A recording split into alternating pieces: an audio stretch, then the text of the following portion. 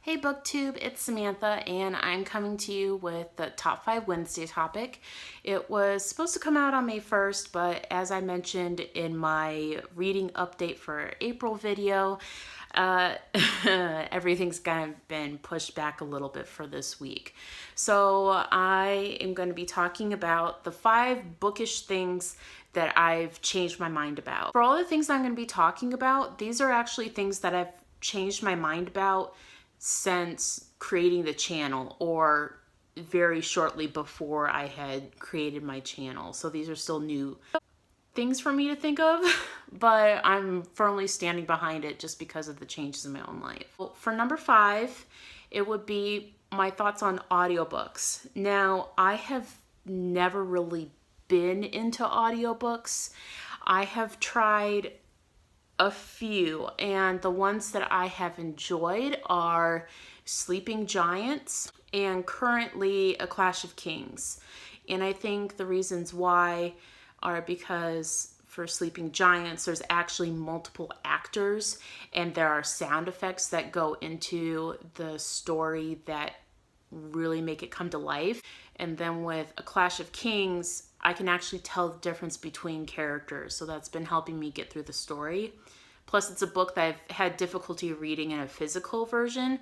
So it's actually been good to know that using an audiobook is actually helping me get through the book faster. The times where I haven't been really into audiobooks, it was because there was a single narrator who didn't really do a good job of separating the different characters. In those 2 instances, I would say Wuthering Heights. I don't remember the name of the narrator though. I just remember it was a female. And the second one that I really tried and I just couldn't do it was Strange Dreamer. It was narrated by a male and I was in the story. I kind of wanted to know what was going on. But when it came to him voicing the female characters, I just couldn't do it. It really took me out of the story when he would try to do female voices and they all sounded the same. It was really hard for me to tell the difference between the female characters. The difference between this one and A Clash of Kings is that the Clash of Kings narrator doesn't try to make the women sound feminine. He doesn't try to do a high-pitched voice for them. He just does a different voice. And what I really like about it is that it embraces the character and their personality. Cersei's very direct and the narrator does a really good job of portraying her voice, even by not making it more high-pitched, which is really nice. So that's number 5. Number 4 is having all my books hardcover. This is something that, well, okay. I say that, but that's because that was the before. I wanted to have all my books on my shelves all hardcover because in my mind, if they're hardcover, they're going to last longer and they're going to look better on my shelves and I'm not going to have to worry about torn edges and stuff like that. But over the years, I've found that buying hardcover books for all the books I want to own is just not realistic. For some of them, like my Sabriel series, the paperback versions have a nostalgic factor for me. So now I'm more focused on just all of the same series being in the same format. It's probably something I should still work myself out of, but as of right now, like, these are paperback, I'm fine with that. These are hardcover. As long as it stays that way, we're good. Number 3. This is kind of a hard one for me to talk about, but Stephen King. For years, I was in love with Stephen King. And I had this desire to own the entire Stephen King collection. All the books. Even the books I didn't necessarily like. I just wanted to own all the books. And it legit took up 2 shelves out of this. When we got the second bookcase, my husband's like, no more. We don't have any more room for bookcases. You got to make do with the room you have. And I'm like, okay. So I went through all my books. I did the KonMari method with all my books, I realized there were a lot of Stephen King books that I would pick up and I had no desire to read them. The only reason I was holding on to them was because I wanted it to be part of the collection. I do want to get through all my Stephen King books, decide whether I want to keep them or not, and I have been in the process of letting some go. That one's hard.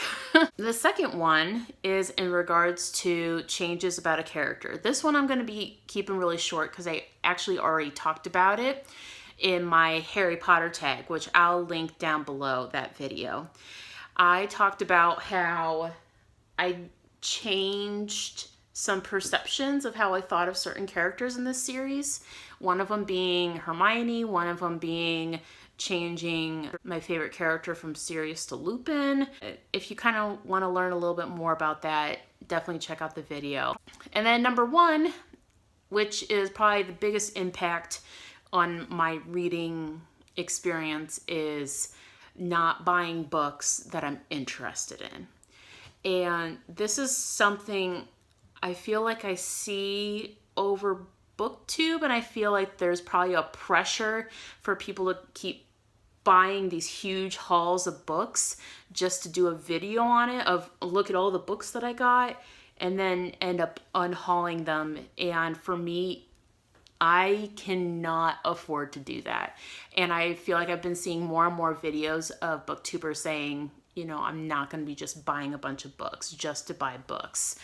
And I think people are being a little bit more, not responsible, but understanding that some people can afford to spend a lot of money on books and not necessarily read those books. And some people just cannot afford to spend that kind of money on books. Like I said before, these are the only two shelves that I have. These are the only two bookcases I have, and I'm not getting any more while we're in this house.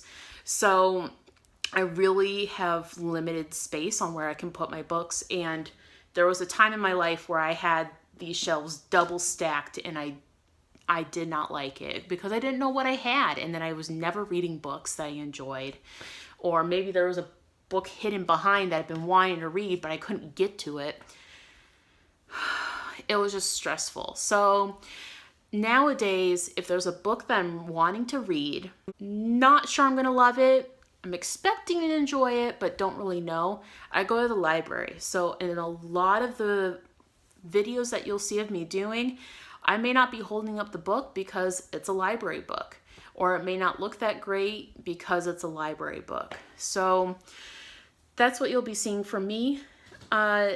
Every once in a while, I do buy a book knowing that I'm really going to want to read it. In case of the Priory of the Orange Tree, with it being a standalone fantasy, it's going to be really nice to have this on my shelf so I can just immerse myself in the world. I know it's thick, but I know that I'll get the complete story in just one book. So those are my 5 bookish opinions that have changed over time. If you agree with me on any of these, or you've gone through a similar experience than I have, please let me know down below. I love to hear from you. Until next time, bye.